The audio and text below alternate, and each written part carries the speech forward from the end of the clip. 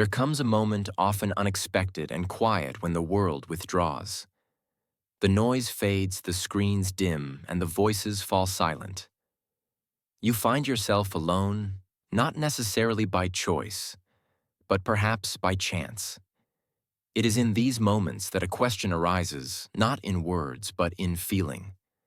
What is this space? Is it emptiness? Or is it presence? Solitude is not just a physical state. It is a psychological, emotional, and spiritual condition. It's the experience of being alone with oneself, not away from others. It is presence in the absence of distractions. It is sitting in a room with no agenda, no urgent need to respond, no role to play. It is the raw encounter with the self stripped of performance, untouched by external affirmation. In popular culture, solitude often wears the mask of loneliness. The two are conflated as if being alone must automatically mean being unloved, abandoned, or somehow broken. But the truth is, solitude is a space of potential of reflection, depth, and inner peace. Loneliness cries out, "I miss someone." Solitude whispers, "I am with myself." This chapter lays the groundwork. Before we explore the philosophies, the case studies, and the stories of those who lived and celebrated solitude, we must first sit with the idea itself. To understand solitude, we must first clear the mental room of its clutter. We live in a hyper-connected world. We are always reachable, always online, always surrounded by digital presence. The idea of sitting quietly alone without stimulation or interaction feels alien to many. Our hands reach reflexively for phones in moments of stillness as if afraid of what silence might reveal. Why is that? Because solitude is not passive. It is not emptiness. It is not a blank screen. Solitude is active. It is a confrontation, a dialogue, a journey. It invites us to look inward, to pay attention. And that is not always comfortable. Yet it is only in solitude that we truly begin to know ourselves. Without the noise, we can hear the whisper of who we are. Without the role we play, we can rediscover the core of our being. Without the performance, we can return to presence.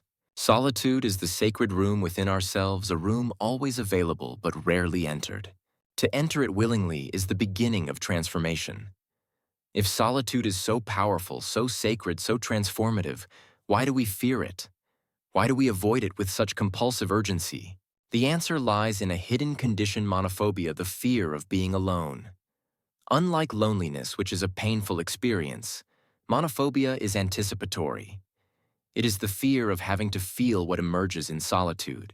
Monophobia often manifests not as panic, but as addiction. We are addicted to distractions, addicted to conversation, to social media, to noise, to validation. In every spare moment on buses, in elevators, at traffic lights, we reach for distraction, terrified of what might arise if left alone with our thoughts. The modern world encourages this fear. We live in an attention economy where being alone is equated with being irrelevant. Algorithms reward engagement, not introspection. Presence online becomes a proxy for existence itself. But underneath this cultural conditioning is a deeper truth: being alone strips us of masks. In solitude, we are no longer the successful one, the smart one, the funny one, or the one who always has it together. We are simply ourselves. And for many, that raw self is unfamiliar, even terrifying. We might discover unprocessed grief, longing, regret, rage, or perhaps something even more difficult: emptiness. Monophobia thrives on our inability to tolerate this raw encounter. So we run. We fill our lives with people, content, plans, and noise. We avoid the mirror that solitude holds up to us. But the paradox is this: what we fear in solitude is often what we most need to heal. Solitude can feel like a wilderness, yes. But it is in that wilderness that we find our compass. Not the external one handed to us by culture, but the inner one carved by truth. To confront monophobia is to reclaim our power. It is to say, I am willing to be with myself. I am willing to feel. I am willing to know who I am beneath the masks. This willingness is the beginning of freedom. Friedrich Nietzsche, one of the most provocative thinkers of the 19th century, did not offer comforting truths. He offered hard ones, sharp, difficult, and liberating. He saw solitude not as exile, but as elevation. Nietzsche believed that true greatness could only arise when an individual had the courage to break from the herd, from the collective morality beliefs and expectations of the crowd. And such a break demands solitude. In his view, solitude was not optional. It was essential. The individual has always had to struggle to keep from being overwhelmed by the tribe. If you try it, you will be lonely often and sometimes frightened. But no price is too high to pay for the privilege of owning yourself. To own yourself is a radical proposition. It means thinking your own thoughts, feeling your own feelings, choosing your own path. And that path, Nietzsche tells us, leads through solitude. He warns us, if you follow the crowd, you may feel safe, but you will never become who you are meant to be. Nietzsche's idea of the Übermensch, the Overman, is not a superhero. It is the fully realized self, forged in solitude, liberated from conformity. This self does not emerge through comfort, but through confrontation. It is shaped in silence, in self-dialogue, in isolation. Solitude for Nietzsche is a crucible. It burns away the superficial and leaves behind the essential. Yet Nietzsche was careful to distinguish solitude from loneliness. He wrote, "Loneliness is one thing, solitude another." To Nietzsche, loneliness was a condition of lack. Solitude was a condition of fullness. It is in solitude, he believed, that we face our fears, reckon with our values, and shape our future. To run from solitude is to run from greatness itself. So Nietzsche calls us to the heights, not the easy path, not the popular one, but the honest one. And to climb those heights, we must first walk alone. If Nietzsche was the philosopher of fire, Søren Kierkegaard was the philosopher of silence. In 19th century Denmark, Kierkegaard wrote about the individual's journey not toward greatness, but toward truth. His focus was not on self-overcoming, but on self-becoming. To Kierkegaard, solitude was not a heroic act. It was a spiritual necessity. He saw modern life as a distraction from the real work of the self. The crowd, he said, was the enemy of truth. Not because it was evil, but because it drowned out the voice of the individual. The crowd is untruth, Kierkegaard famously wrote. To live authentically, to become the single individual, one must step away from the crowd. And that stepping away is an act of solitude. Solitude for Kierkegaard is where we face the existential questions that society teaches us to ignore. Who am I? What do I truly believe? What does it mean to live meaningfully? In solitude, we can no longer blame others. We can no longer hide behind social scripts.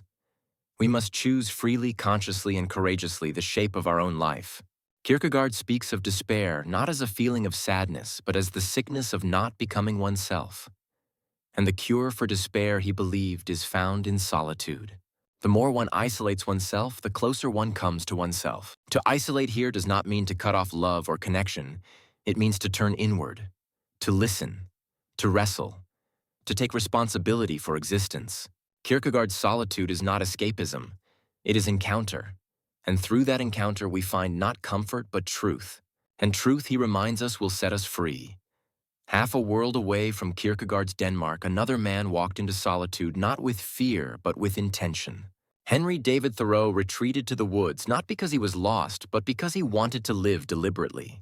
I went to the woods because I wished to live deliberately, and not when I came to die discover that I had not lived. Thoreau built his own cabin by Walden Pond and spent over 2 years in solitude observing nature, writing, and reflecting. His goal was not escape, but essence. He wanted to strip life down to its bare truths. What he found there was not emptiness, but depth. I never found a companion that was so companionable as solitude. Thoreau reminds us that being alone is not a punishment, it is a privilege. Solitude gave him the clarity to see what truly mattered: integrity, simplicity, and presence. His reflections in Walden are not just about trees and lakes. They are about the human soul, about how easily we lose ourselves in busyness, about how silence can be a more honest teacher than any lecture or sermon. Thoreau's solitude was physical, yes, but it was also philosophical. He lived a question. What does it mean to be alive, really alive? And his answer was not in schedules or salaries. It was in stillness, in walking through the woods, in watching the seasons, in becoming intimate with the rhythms of life. Thoreau teaches us that solitude is not something to fit in when we have time. It is a way of being, a way of seeing, a way of coming home to ourselves. There are moments in human history where solitude is not chosen but imposed. Viktor Frankl, a Jewish psychiatrist imprisoned in Nazi concentration camps during World War II, found himself in one of those moments. Stripped of family freedom and the basic dignity of human life, he faced solitude in its most brutal and involuntary form. Yet from within this nightmare, Frankl forged a powerful philosophy that even in unimaginable suffering, the human spirit retains its ability to choose its response. He called this philosophy logotherapy, based on the idea that the primary human drive is not pleasure, as Freud claimed, but the search for meaning. Everything can be taken from a man, but one thing, the last of the human freedoms, to choose one's attitude in any given set of circumstances. Solitude for Frankl was not merely the absence of others. It was the space in which a person could access their most private and indestructible self.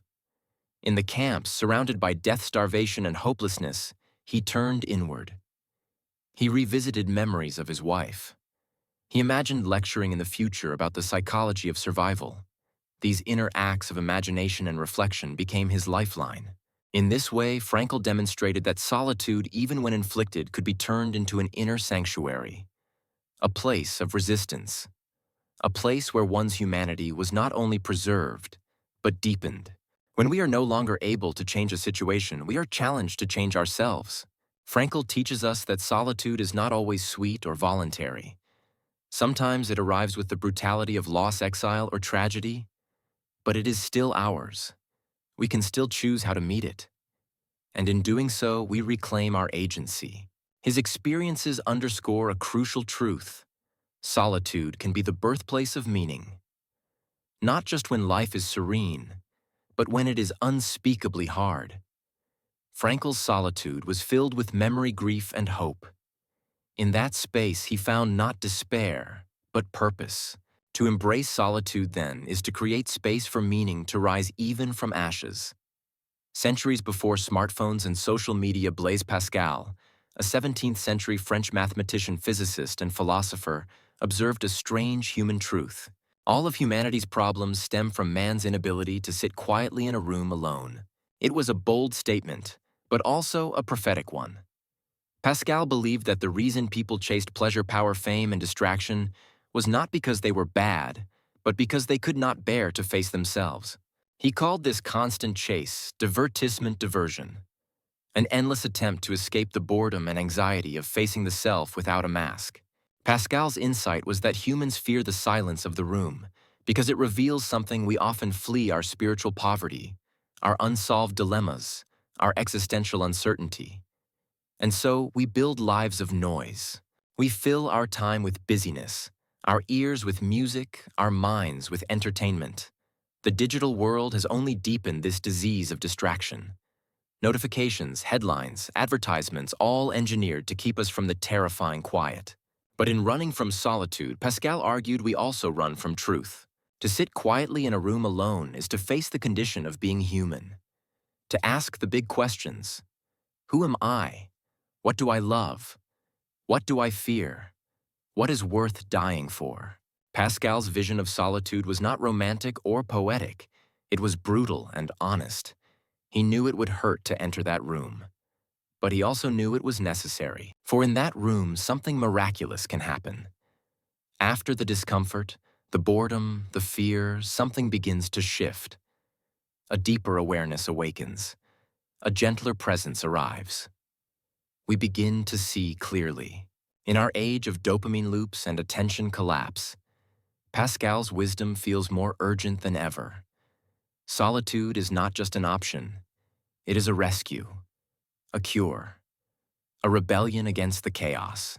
So the invitation is simple: turn off the screen, close the door, sit down, and stay. Everything that matters begins there. Carl Jung, the Swiss psychiatrist who pioneered analytical psychology, saw solitude not as absence, but as a sacred presence. For him, the journey inward was essential to healing and wholeness. And solitude was the space in which that journey could begin. Central to Jung's thinking was the concept of the shadow, the unconscious part of our personality that we deny, suppress, or ignore. The shadow holds all the parts of ourselves we find shameful or unacceptable: anger, envy, selfishness, vulnerability, even our unused talents. Most of us project our shadow onto others. We see in them what we cannot admit in ourselves. But Jung believed that to grow psychologically, we must reclaim the shadow. And that work cannot be done in public. The most terrifying thing is to accept oneself completely. Solitude is the sanctuary in which this radical self-acceptance can happen. When we are alone without distraction, we begin to hear the quiet voices of our psyche. We remember wounds we buried. We see patterns we denied. We meet ourselves not as the world sees us, but as we truly are. Jung's process of individuation, becoming who we were meant to be, involves integrating the conscious and unconscious, the light and shadow, into a unified whole. And this can only occur through reflection dreams, introspection, and silence. Solitude is for me a fount of healing which makes my life worth living. In solitude, we become our own analyst, our own priest, our own healer. We begin to see not just what we've done, but why we've done it. We understand the emotional knots we've carried for years.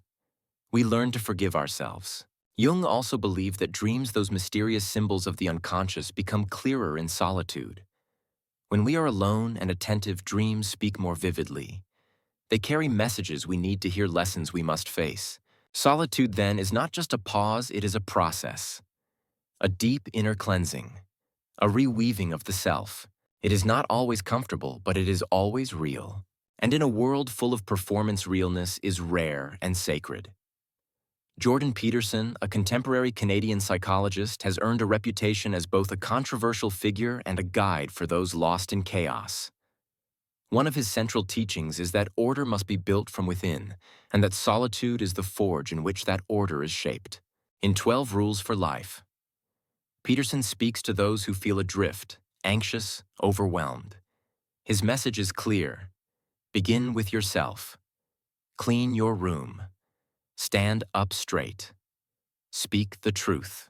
These small acts of order, he argues, are antidotes to internal chaos, and solitude is what makes them possible. If you don't know where you are precisely, you could be anywhere. Without solitude, we live in confusion. We absorb the beliefs of others, react without reflection, drift without a compass. We become lost in the noise of society, forgetting what we value or who we are. Solitude gives us the clarity to see our position on the map. Peterson also links solitude to psychological stability. In a world that bombards us with content, opinions, and outrage, taking time alone is not indulgence, it is survival. It is the moment we step out of chaos and re-enter alignment. In Maps of Meaning, he expands this idea further. Solitude, he says, is the space where the battle of meaning is fought. It is where we wrestle with our limitations, our fears, our habits. And in doing so, we gain the wisdom to rise above them. You remain stable despite your many limitations and in the face of your vulnerability, so that you can learn and thrive and benefit others. Solitude, then, is not a selfish retreat. It is a strategic act of transformation. It is where you prepare to face the world with strength and clarity. Peterson's call is not to escape life, but to build a foundation from within. That foundation begins in silence. Before you save the world, he says, spend time with your own thoughts. In nearly every spiritual tradition across history, there is a recurring theme: the value of withdrawal. From Jesus retreating into the desert to Buddha sitting under the Bodhi tree to the mystics of Sufism, Hinduism, and Taoism, solitude has always been the gateway to awakening. But why? Because when we withdraw from the world, we return to the soul. This sacred withdrawal is not an escape from reality. It is a return to reality. Beneath the roles we play, the goals we chase, the masks we wear, there is a deeper self. And that self can only be heard in silence. In Christian traditions, silence is called hesychia, holy quietude. In Eastern traditions, it is the practice of retreat, stepping away from doing, achieving, performing. In indigenous cultures, vision quests are journeys into solitude to hear the call of spirit. These practices teach us something vital. We are not just minds or bodies, we are souls. And the soul speaks not in words, but in whispers. Sacred withdrawal creates space for the soul to speak. You do not need to become a monk or move to a mountain. You can create micro-withdrawals, moments of stillness, of breath, of inward turning. These moments recalibrate your nervous system, your heart, your vision. In a world obsessed with speed, sacred withdrawal is a form of wisdom. It says, I will not be swept away. I will pause. I will listen. I will choose. Be still and know. Stillness is not laziness, it is alignment. Withdrawal is not weakness, it is wisdom. Silence is not emptiness, it is presence. The art of sacred withdrawal is learning to come home to yourself. And that home is not out there. It is here, within.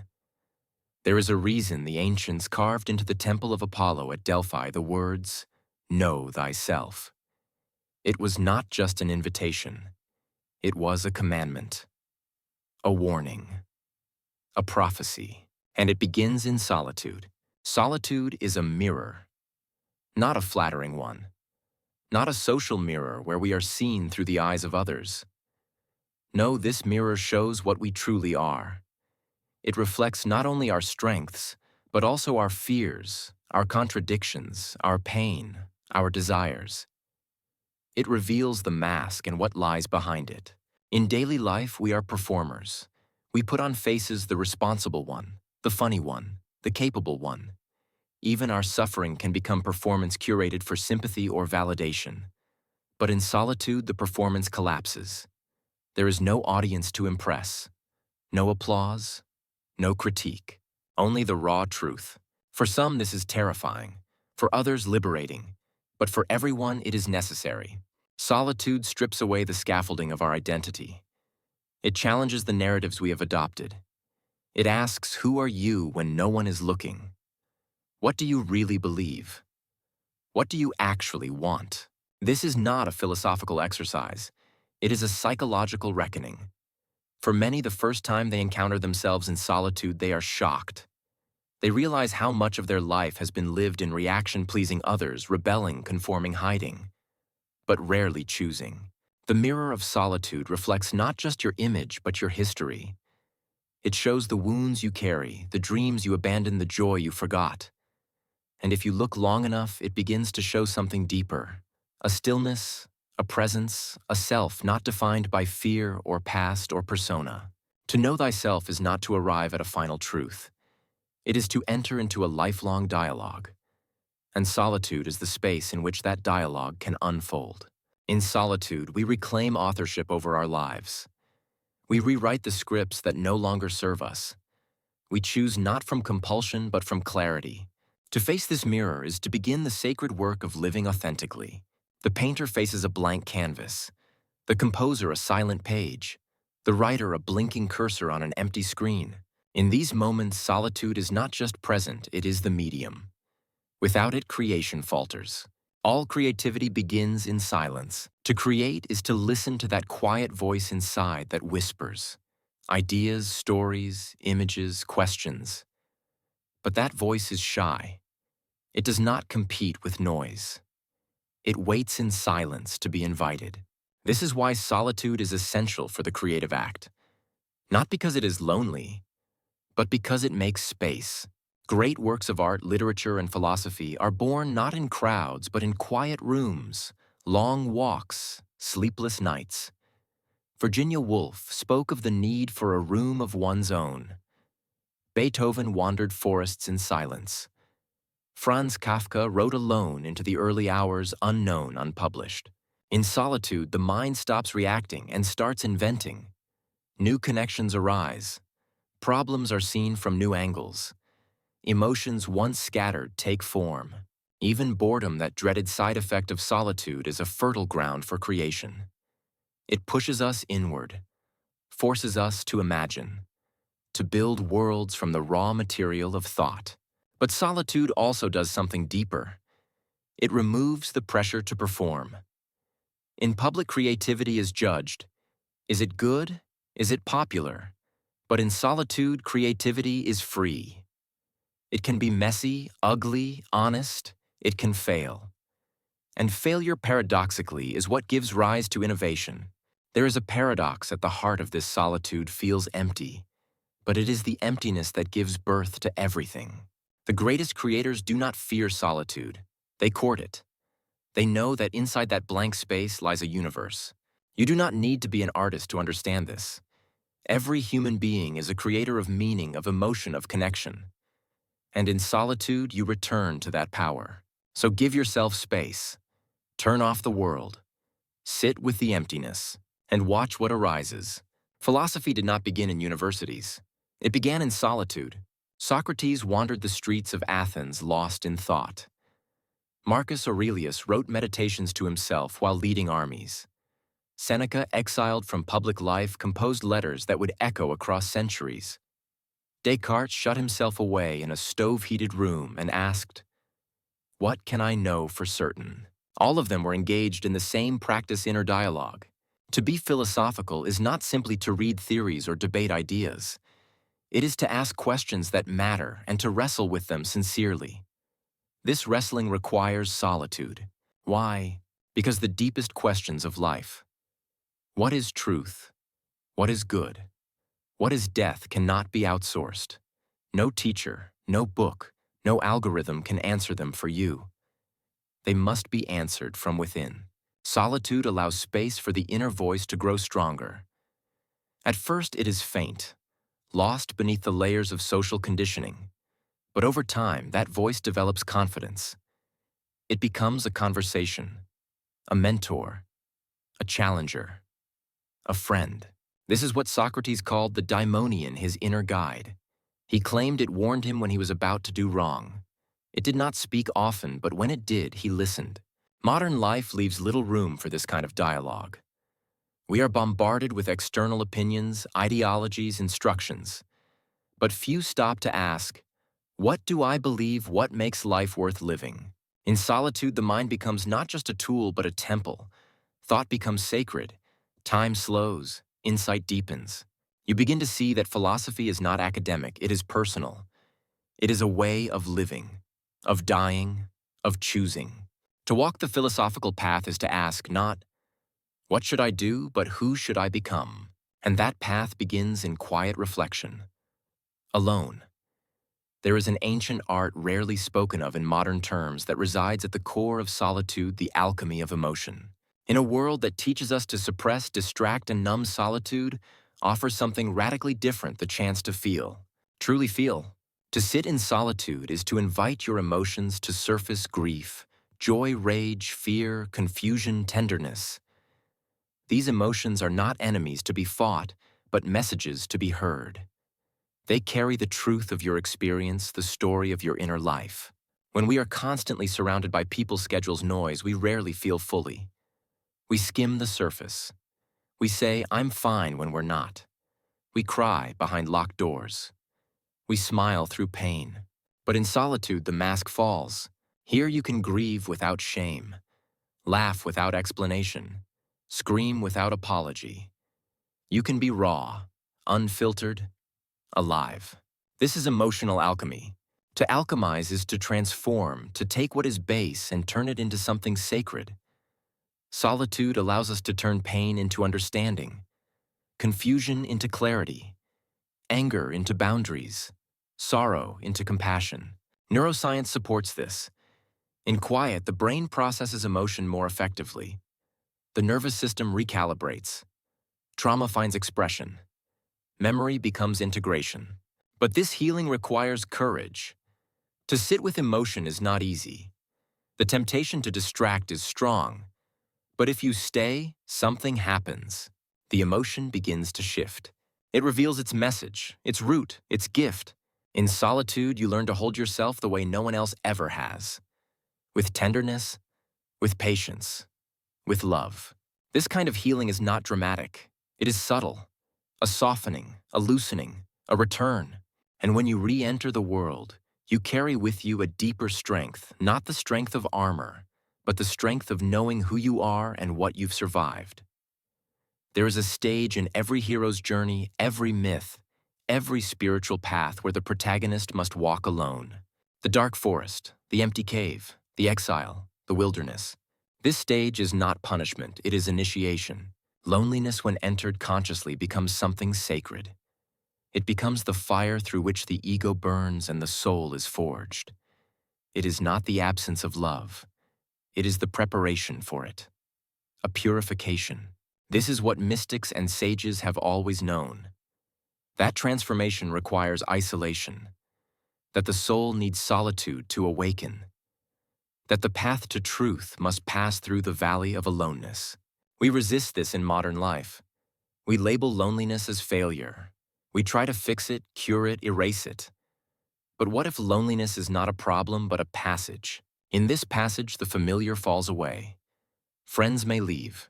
Purpose may fade. Identity may collapse. It feels like death, and in a way, it is. It is the death of who you were. But something else is being born. You begin to see differently, hear differently, feel differently. Your soul sharpens. Your eyes soften. You become new. This is not a dramatic rebirth. It is subtle, gentle, like the way morning light slowly replaces darkness. And then one day you realize you are no longer afraid of being alone. You carry solitude within you. It is no longer exile. It is home. This is initiation, not into perfection, but into authenticity, into presence, into truth. The loneliness that once felt like abandonment now feels like a calling, a sacred call to remember who you are when no one is watching, when nothing is certain, when all you have is breath and blood and sky. And that is enough. We are more connected than ever, and yet never have we felt so fragmented, so disoriented, so unseen. The digital age has given us many gifts, access to knowledge, global communication communities formed across borders. But it has also buried something precious beneath its buzzing notifications, endless feeds, and curated perfection, our relationship with ourselves. Solitude, once a default of the human experience, has become nearly extinct. Scroll, swipe, like, comment, react, these are the rituals of the modern self. But what is lost in the scroll is the silence. And what is lost in the silence is the soul. The age of social media has changed not just how we relate to others, but how we relate to ourselves. We are constantly comparing, performing, reacting. Even our solitude is often staged, captured as content. A sunset walk becomes an Instagram post. A journaling session turns into a tweet. A moment of reflection becomes a reel with a soundtrack. But true solitude cannot be captured. It is not aesthetic. It is not shareable. It is sacred. Social media encourages hypervisibility, but solitude requires invisibility. It is not about being seen, but about seeing. So how do we reclaim solitude in this hyperconnected world? First, we must disconnect. Not forever, but enough to hear ourselves think. Turn off the phone, log out, step back. Second, we must detox our attention. Attention is the currency of the self. Where it goes, our energy flows. When we scatter it across hundreds of stimuli each hour, we lose coherence. We become ungrounded. Solitude brings us back to coherence. It gathers our attention inward. It invites us to listen, to feel, to recenter. Third, we must redefine our value. Social media measures value by engagement, likes, followers, virality. But the soul does not operate on metrics. Its growth is quiet, invisible, intimate. Solitude teaches us to value depth over display. This is not an anti-technology message. It is a message of reclamation. The digital world can be beautiful, but only if we return to ourselves often enough to engage with it mindfully. Solitude is how we remember that we are more than avatars, more than algorithms. That beneath the noise there is a voice. And that voice matters. We cannot always escape to the woods like Thoreau. We cannot all retreat to monasteries or go on week-long silent meditations. But we can all cultivate a practice of solitude, small, sustainable, powerful. A solitude practice is not about being alone for the sake of it. It's about creating space in your life to be present with yourself, to think, to feel, to listen, to just be. Like any practice, it begins with intention. 1. Start small. Don't wait for the perfect moment. Don't aim for hours of silence right away. Begin with 10 minutes. Wake up 10 minutes earlier and sit in quiet. Go for a walk without your phone. Eat one meal alone in silence. 10 mindful minutes can change your relationship with yourself. 2. Create a sacred space. It helps to have a physical space associated with solitude. A chair, a corner of a room, a bench in the park, a place where when you go there, your body remembers this is where I listen. Keep it uncluttered. Let it invite stillness. 3. Journal without judgment. Writing is a powerful solitude tool, not for an audience, not for clarity, just for honesty. Let the pen move. Let the inner voice speak. Don't worry about grammar. Write what's true. Over time, you will start to see patterns, beliefs, fears, hopes. Your inner landscape will become familiar. 4. Walk alone. Walking is moving meditation, especially in nature. No phone, no podcast. Just your footsteps, your breath, your thoughts. Notice what arises when there is nothing else to distract you. 5. Meditate or breathe. You don't need a spiritual tradition. Just sit. Close your eyes. Follow your breath. Let thoughts come and go. This is not about silence of mind. It's about intimacy with the moment. 6. Protect your practice. There will be resistance from the world from your own mind. You're wasting time. You should be productive. This is boring. Ignore it. This is not wasted time. This is sacred time. This is how you build the foundation of yourself. Eventually, your solitude practice becomes more than a habit, it becomes a refuge, a place of return, a wellspring. And in a world that constantly pulls you outward, that inner refuge becomes your most valuable possession. There is a myth that solitude is selfish, that to turn inward is to turn away, that people who seek alone time are cold, distant, unloving. But this myth misses the truth. Solitude doesn't diminish relationships, it transforms them. When you learn to be with yourself, you show up differently for others. You are not needy. You are not reactive. You are not performing.